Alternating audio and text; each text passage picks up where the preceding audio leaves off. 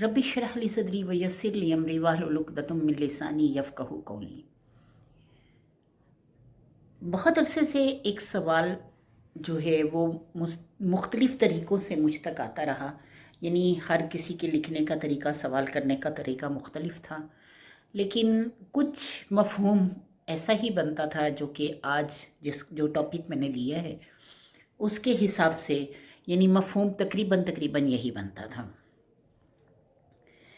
कि इल्म और अमल दोनों में फ़र्क क्या है, और इल्म हमारा कहाँ तक साथ देता है अमल में, और अमल हम किस तरह से बेहतरीन कर सकते हैं। यानी इसकी कोई लॉजिक, कोई ऐसी चीज़ जो कि हम अमल और इल्म दोनों को साथ लेकर चलें।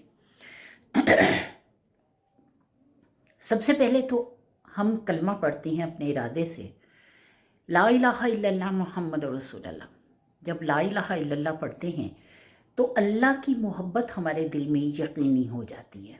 यानी हमने मान लिया कि अल्लाह एक है, उसके सिवा कोई माबूद नहीं, और मोहम्मद सल्लल्लाहु अलैहि वसल्लम अल्लाह के रसूल हैं। तो मोहब्बत जो है वो गैर की तरीक़ों से हमें नजात दे देती है। इल्म क्या है? ला इलाहा इल्लल्लाह मुहम्मद रसूलुल्लाह, यानी अल्लाह की वहदानियत पर ईमान लाना। ये हमारा इल्म है कि अल्लाह को वहदहू ला शरीक हम मान लें, और मोहम्मद रसूलुल्लाह जो है उनके तरीके पर चलकर हम अल्लाह ताला की मोहब्बत को हासिल कर सकते हैं। यानी मान तो लिया हमने वहदहू ला शरीक उसको, लेकिन उसकी मोहब्बत का जो हमने तौर तरीके सीखने हैं वो नबी पाक सल्लल्लाहु अलैहि वसल्लम से। यानी इल्म ये है ला इलाहा इल्लल्लाह, और अमल ये है मोहम्मद रसूलुल्लाह। अब जैसे कि नमाज का हुक्म दिया अल्लाह ताला ने, नमाज का तरीका सिखाया मोहम्मद रसूलुल्लाह सल्लल्लाहु अलैहि वसल्लम ने। अब जब नमाज का हुक्म अल्लाह से मिल गया, हमने अल्लाह को ये मतलब अपने दिल में बसा लिया, सोच लिया कि हमने अल्लाह की बात को मानना है। यानी वो इल्म हम तक पहुंचा, और इल्म को हमने अमल के ज़रिए साबित करना है। जब आप नबी करीम सल्लल्लाहु अलैहि वसल्लम के तरीके से नमाज अदा करते हैं, ज़कात का हुक्म अल्लाह ने दिया और अदायगी का तरीका नबी पाक सल्लल्लाहु अलैहि वसल्लम ने बताया। कहाँ कहाँ खर्च करनी है वो भी नबी करीम सल्लल्लाहु अलैहि वसल्लम से पता लगा। अब नमाज जो है वो हमें कहती है, कहा जाता है कि नमाज बेहयाई से रोकती है। कुरान पाक में भी नमाज के मुतल्लिक बहुत सारे इरशादात हैं, और नबी करीम सल्लल्लाहु अलैहि वसल्लम ने भी कुरान पाक अहादीस में बहुत सारे इरशादात जो हैं वो नमाज से मुतल्लिक लिखे। नमाज से मुतल्लिक हमें अहादीस बहुत सारी मिलती हैं।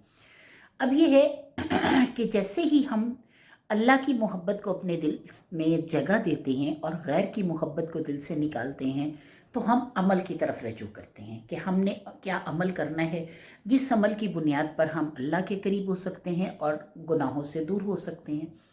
अब जब हमने एक नमाज अदा की नबी करीम सल्लल्लाहु अलैहि वसल्लम के तरीके से, उनके बताई हुई सारी चीज़ों से हमने एक नमाज अदा कर ली। अब दूसरी नमाज पर अल्लाह के सामने जाते हुए दौरानिया जो है वो बहुत थोड़ा है, फजर के बाद ज़ोहर तक का है। अब ज़ोहर तक के लिए हम सोचते हैं कि हमने दोबारा भी तो अल्लाह के सामने जाना है, तो इसलिए कोई गलत बात ना हो, बेहयाई ना हो, कोई ऐसी बात ना हम कर बैठें कि दूसरी दफ़ा अल्लाह को मुंह दिखाने वाले ना रहें।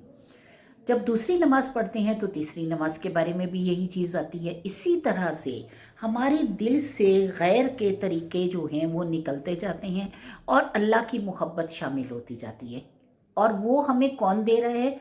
अमल दे रहा है। यानी जब हम अमल कर रहे हैं, इल्म ये है कि अल्लाह के इस सामने नमाज के लिए हमने ज़रूर खड़े होना है, 5 वक्त नमाज़ पढ़नी है, टाइम ये होना चाहिए, मतलब ये पढ़ना है, उसमें तरीका ये होना चाहिए।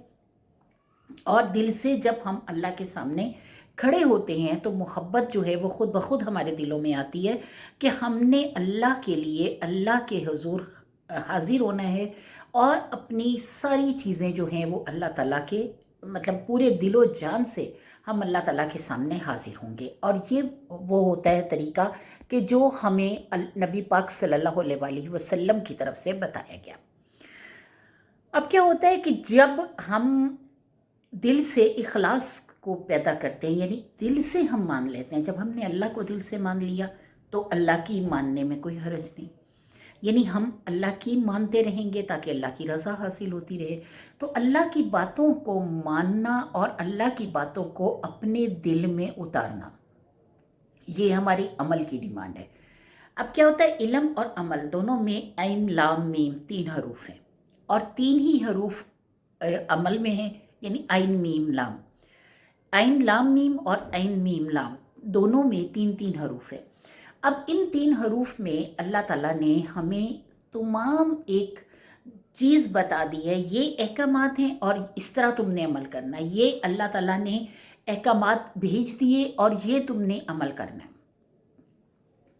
اب ایک ایسا واقعہ مطلب ذہن میں آ گیا کہ ایک شخص جو ہے، اس کا بچہ جو ہے تیسری منزل پہ رہ گیا ہوٹل کے، اور ہوٹل میں آگ لگ گئی. اب بچہ اوپر کھڑا تھا، تو بچے کو بچانے کے لیے کوئی اوپر نہیں جا رہا تھا. بچے نے جب کھڑکی سے آواز دی اپنے باپ کو، تو وہ کہنے لگا کہ بیٹا تم چھلانگ مار دو، میں نیچے کھڑا ہوں، میں تمہیں گرنے نہیں دوں گا. بچے نے چھلانگ ماری. اب باپ، چونکہ باپ کے ساتھ اور بھی کئی لوگ تھے، وہ سب کے سب ایک وہ لے کر آئے، کوئی کپڑا لے کر آئے یا کوئی بھی ایسی چیز لے کر آئے، یا جو بھی کوئی ریسکیو کی ٹیمیں تھیں. اس بچے کو بچا لیا کہ جب اس نے چھلانگ ماری تو وہ نیچے وہ مطلب انہوں نے وہ کر دیے، کپڑا کر دیا یا جو بھی وہ تھا، اور وہ بچہ بچ گیا. اب بچے نے چھلانگ کیوں ماری؟ اس لیے کہ اس کو ٹرسٹ تھا کہ میرا باپ نیچے کھڑا ہے اور وہ مجھے ہر طرح سے بچا لے گا. یہ اعتماد اس کے دل کے اندر تھا، یہ یقین اس کے دل کے اندر تھا. اب علم ہمیں یہ کہتا ہے کہ اللہ وحدہ لا شریک ہے، ہماری سب مشکلوں کا حل اس کے پاس ہے. اس نے کن کہنا ہے اور ہو جانا ہے، فیکون، پس وہ ہو جانا ہے. اللہ نے ہمیں کہا کہ اپنی مشکلیں لے کر میرے پاس آؤ، فَإِنَّ مَعَ الْعُسْرِ يُسْرًا، یعنی ہر تنگی کے بعد میں نے آسانی دی ہے. اللہ نے ہمیں کہا ان اللہ علی کل شیء قدیر، بے شک اللہ اوپر ہر چیز کے قادر ہے. اللہ نے ہمیں کہا کہ بے شک میں ہی تمہیں وہ سب کچھ عطا کرنے والا ہوں. میں نے آسمان بنائی، میں نے زمین بنائی، میں نے پہاڑوں کو میخوں کی طرح گاڑ دیا، میں نے دنیا میں تمام کائنات میں چیزیں پیدا کر دی، میں نے سمندر پیدا کیے، میں نے دریاؤں اور نہروں کو بہا دیا. یعنی ہر وہ چیز جو ہمیں اللہ تعالیٰ نے عطا کی پوری کائنات میں، اللہ تعالیٰ نے وہ ہمارے لیے، ہماری ضرورتوں کے لیے، ہماری ضرورتوں کو پورا کرنے کے لیے اللہ تعالیٰ نے پوری دنیا میں پھیلا دی. اب اللہ تعالیٰ قرآن پاک میں یہاں تک فرماتا ہے کہ میں نے یعنی ایسے جانور پیدا کیے جو تمہارا سامان ایک جگہ سے اٹھا کر دوسری جگہ لے کر جاتے ہیں. اگر تم اکیلے لے کر جاتے تو تم ہلکان کر لیتے اپنی جان کو. اب اسی طرح سے اللہ تعالیٰ نے ہر وہ چیز جو دنیا میں انسان کو استعمال کرنی ضروری تھی یا کسی بھی طریقے سے اس کو فائدہ دے سکتی تھی، اللہ تعالیٰ نے وہ تمام کی تمام چیزیں جو ہیں وہ دنیا میں پیدا کر دی. کیا کہ چاہے ستارے، سیارے، سب اللہ نے پیدا کیے. اب ان ساری نشانیوں کو اگر ہم دیکھیں، ان ساری چیزوں کو اگر ہم دیکھیں، تو ہماری زندگی، اگر ہم ساری زندگی میں سجدہ کریں تو اللہ تعالیٰ کا شکرانہ ادا نہیں کر سکتے. اب یہ سب جو چیز ہے وہ ہمیں علم بتاتا ہے. جب ہم قرآن پاک پڑھنا شروع کرتے ہیں تو یقین کیجئے کئی ایسے اسٹوڈنٹس ہیں میرے جنہوں نے دوسرے سپارے تک پہنچنے سے پہلے یا دوسرے سپارے پر پہنچتے ہی کہا کہ ہم سوچ نہیں سکتے تھے کہ رب تعالیٰ اتنا مہربان ہے، اس نے قرآن پاک میں اتنا کچھ ہمیں بتایا ہوا ہے اور ہم بالکل نہ بلد ہیں اس سے، بالکل نہ واقف ہیں اس سے. ہم ان چیزوں کو اس طرح حاصل کر ہی نہیں پا رہے جس طرح کہ اللہ تعالیٰ نے ہمیں بتائیں. یعنی ہم سوچ بھی نہیں سکتے تھے کہ رب تعالیٰ اتنا کچھ ہمیں سمجھا رہا ہے اور ہمیں اس چیز کا اندازہ نہیں. ہم نے پتہ نہیں کہاں غفلت میں ساری زندگی گزار دی. تو میری بہنوں، یہی چیز میں سمجھاتی ہوں کہ آپ لوگ اللہ کی طرف آئیں، اللہ کی طرف رجوع کریں، قرآن کو پڑھیں، قرآن کو لفظی ترجمے کے ساتھ پڑھیں تاکہ آپ لوگوں کو پتہ لگے کہ اللہ آپ کو کیا کہہ رہا ہے. اور جب وہ علم آپ کو ملے گا تبھی آپ کی عمل کی سٹیج شروع ہوگی. عمل کی سٹیج اس وقت تک شروع نہیں ہو سکتی جب تک ہمیں اس چیز کا علم نہ ہو.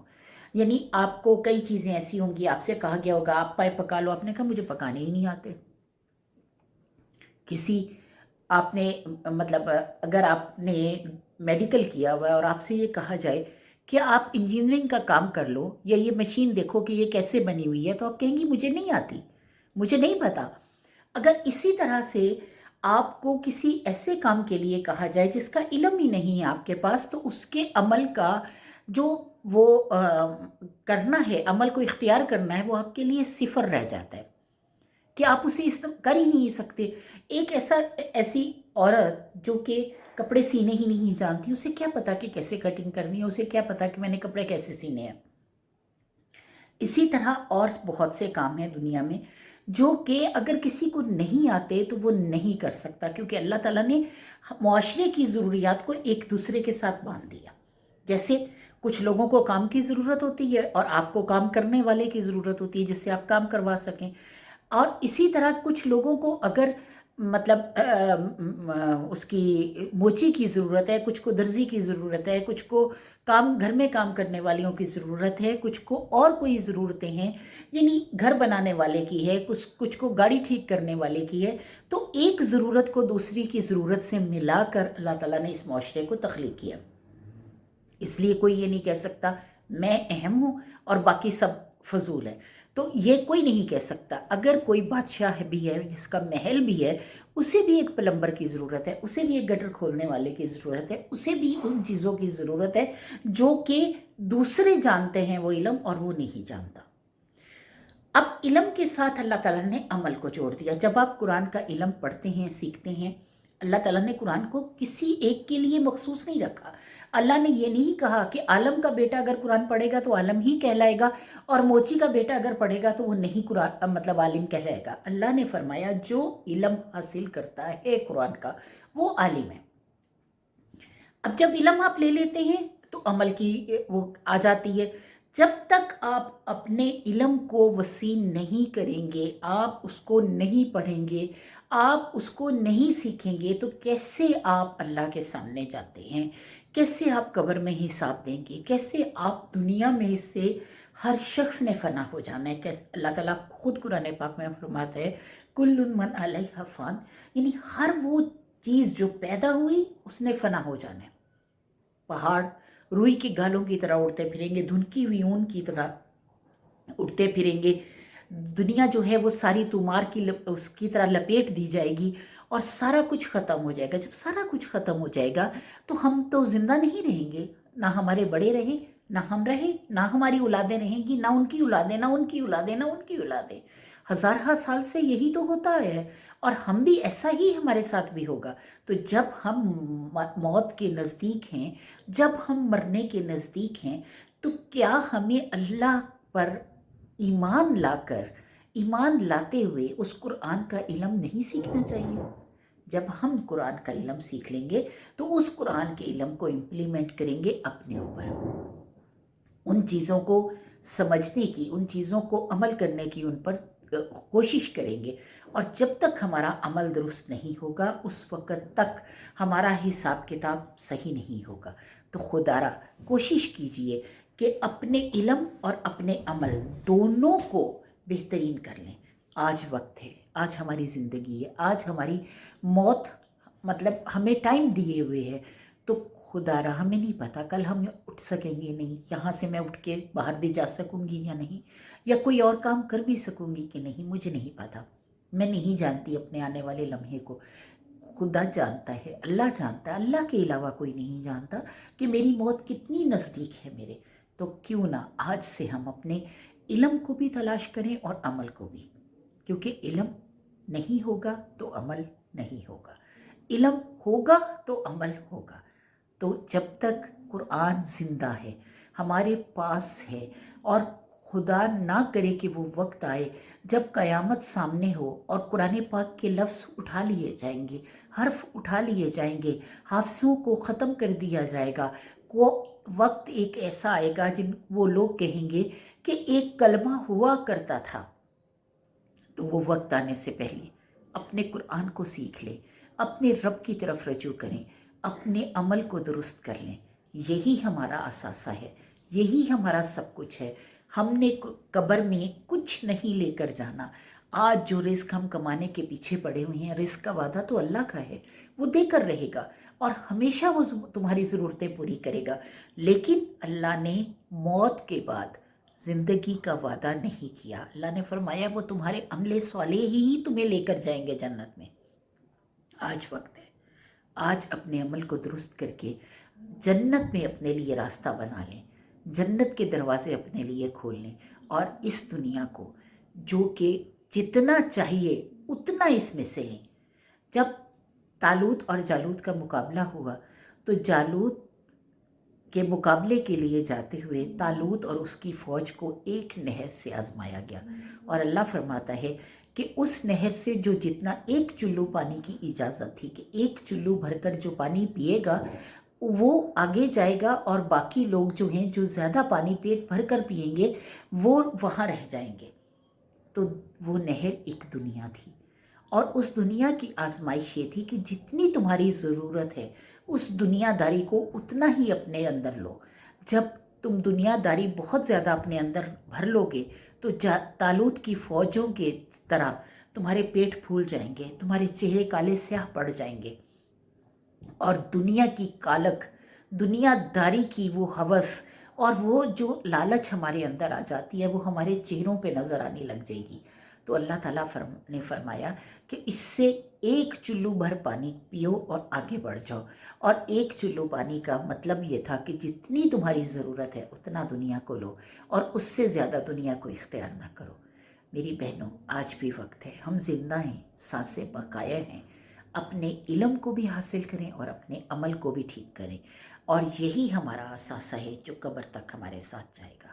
وآخر دعوانا الحمدللہ رب العالمین۔